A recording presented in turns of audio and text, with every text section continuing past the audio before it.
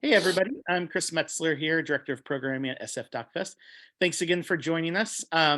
It's really exciting to kind of share independent documentaries from all around the world. But when you run across one that is made by some talented Bay Area filmmakers and is a story set here, it's kind of neat to kind of celebrate the hometown crowd.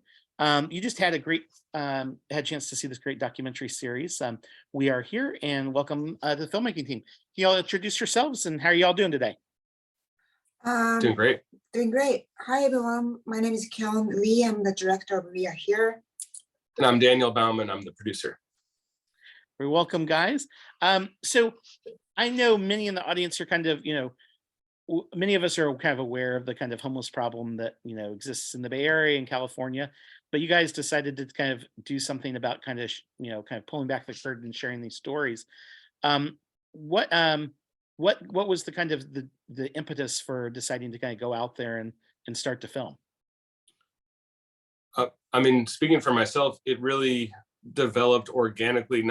We didn't approach the project as a film per se. It really started because, as you said, we live locally. We live in Oakland, California, and in our neighborhood, just within several blocks, there are homeless camps all over the place. And we kind of just weren't necessarily fed up, but just couldn't deal with how kind of tragic it was. And so we were doing our small part by going and meeting our neighbors and introducing ourselves and handing out food and just generally getting to know people on a human level. And through Kyung's getting to know people, this project developed kind of out of those conversations. So it's really more of a way for us to give voices to the people that we were meeting and give them a platform. And that came through, I think, in our project.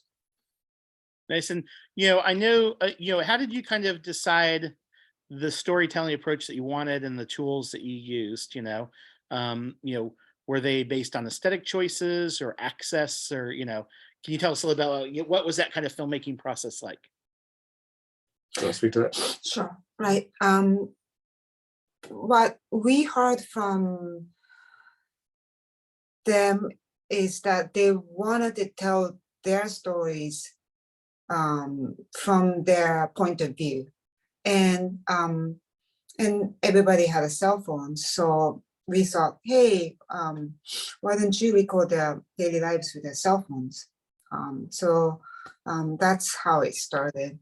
And I thought, since we don't live on the streets and we don't have access to their like 24/7 lives, it's pretty harsh living on the streets. So thought maybe this is the way to be more authentic in terms of storytelling.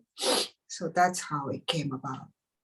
And did that make the editing process more challenging, or how did you kind of pull together these stories with what could be, I guess, randomly disparate Right. pieces, I guess, of Right.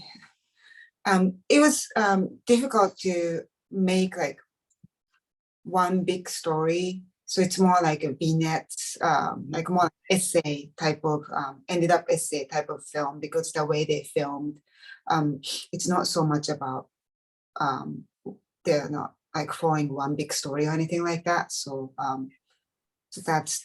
And this is also, it was synthesized from many hours of cell phone footage and a lot of kind of confessionals and filming themselves talking about their experiences. And oh, wow. that's very interesting, but that, it's hard to condense that into a short, just people talking about themselves all the time. So.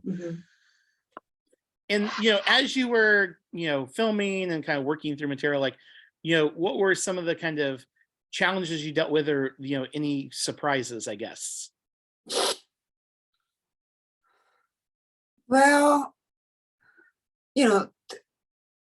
sometimes they couldn't film for months, or they lost their phones like many times, and we provide them like new phone, like each time, without judgment, pretty much, because it's extremely hard to find place to charge their phones, and they might drop it, we don't exactly know what happened to their phones, but we provided like a lot of phones, for the course of like maybe like 6 months, 9 months period.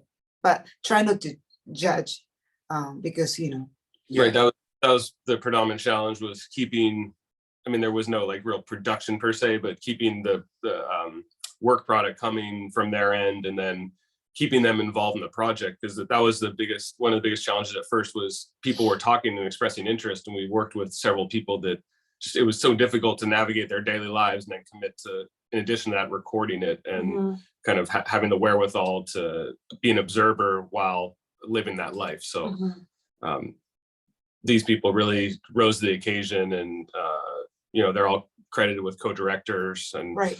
credited as co-directors, and they're really, the main film is because they provided the access and showed us what they wanted us to see.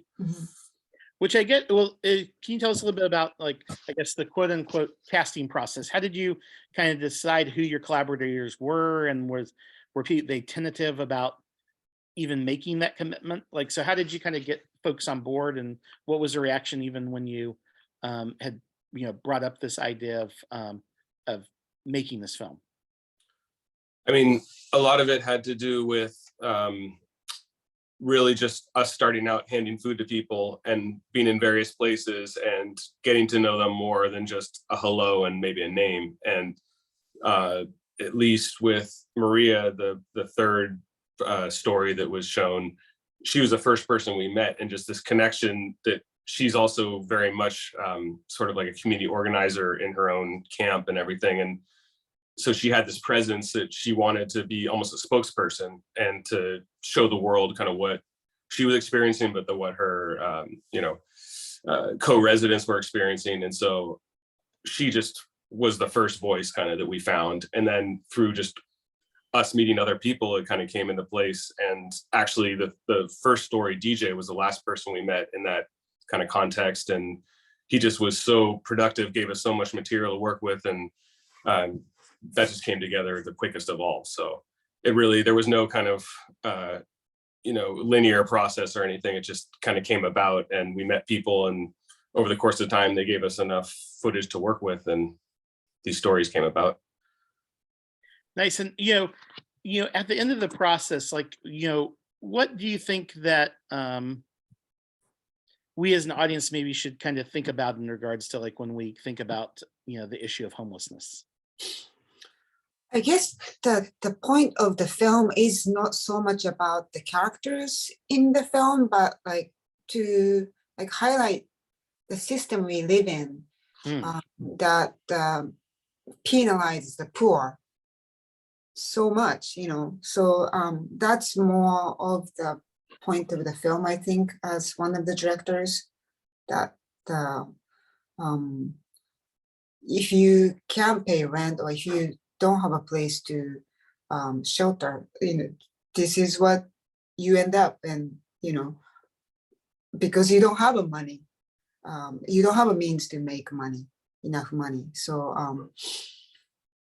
that's how I felt. What do you think? I mean, in addition to just displaying their kind of bleak reality and how desperate their circumstances are, they feel constantly judged and put upon. And that's just a mental beatdown that is so hard to rise up against. And so we just wanted to humanize, give people voices as much as possible. And I mean, they did the talking. It wasn't like Kyung did some interviews, but for the most part, it's just them filming their lives. And I mean, it was just so amazing, some of the angles they got, and how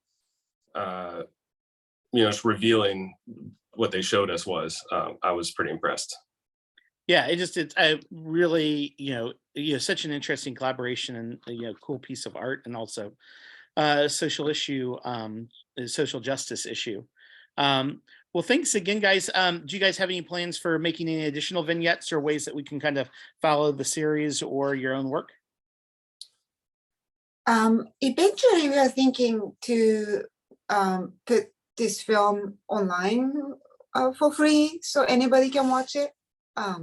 So that's what we are planning to do, maybe. And we have some other projects exploring other kind of housing related issues. So it's a broad subject that we're kind of tackling from different angles. Right. And Yeah. also, I mean, a lot of it's personal and the things we're experiencing with our own landlord and just the realities of living in the Bay Area. Oh, wow. Cool. Well, thank you again for sharing. We are here, everybody, and looking forward to the screening at the Roxy too. Great. Thank you so much. Thank you. Thanks again, guys.